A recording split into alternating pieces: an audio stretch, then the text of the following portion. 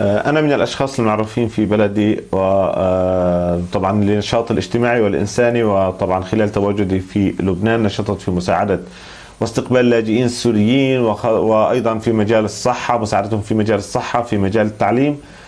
وسأتحدث اليوم لكم عن تجربتي في هذا المجال في استقبال العائلات السورية النازحة إلى لبنان، وأيضا التحديات التي واجهتنا خلال نزوحنا وخلال الفترة الماضية، ال10 سنوات الماضية، وأهم الاحتياجات التي يتطلب وجودها لدى وصول اللاجئين السوريين إلى لبنان.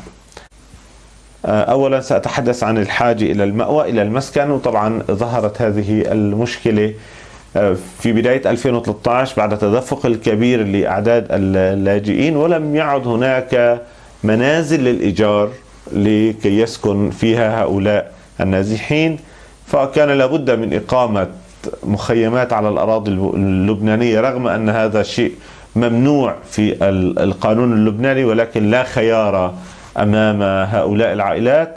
وكان التحدي الأول أن تأمين المال من أجل استئجار الأرض الزراعية بغرض إقامة مخيم على هذه الأرض. وطبعا كان هناك تدخل من منظمات المجتمع المدني بغرض تنفيذ هذه المخيمات، حتى لو أنها كانت بشكل عشوائي، مع عدم تدخل المفوضية السامية لشؤون اللاجئين بحجة أنها لا تستطيع مخالفة القانون اللبناني على الأراضي اللبنانية، ولا تستطيع إقامة مخيمات، فهذا ضد القانون اللبناني. فكان الوضع جدا مزري وجدا صعب، وكان يعني بالنسبة لنا كناشطين كنا نقوم بمغامرات أعتبرها من أجل تأمين مسكن ومأوى لهؤلاء العائلات وهذه الأطفال التي كانت تبات في العراء.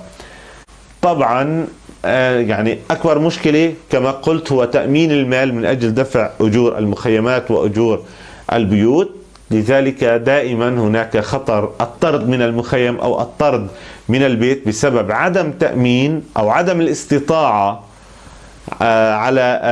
على دفع مستحقات إيجار البيت أو إيجار المخيم. وطبعا ساء الوضع أكثر فأكثر بعد ثورة تشرين عام 2017 تشرين 2019 التي قامت ضد الفساد والغلاء في الأسعار الفساد في الحكومة اللبنانية والاستهتار بأوضاع الشعب اللبناني.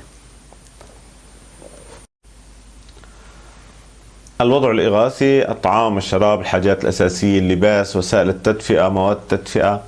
طبعا هنا نجد أيضا عجز في تأمين النظام غذائي بحد أدنى، لذلك نجد الكثير من المشاكل الصحية، وخصوصا عند الأطفال وعند جميع النازحين بشكل عام، بسبب النقص حاد في النظام الغذائي.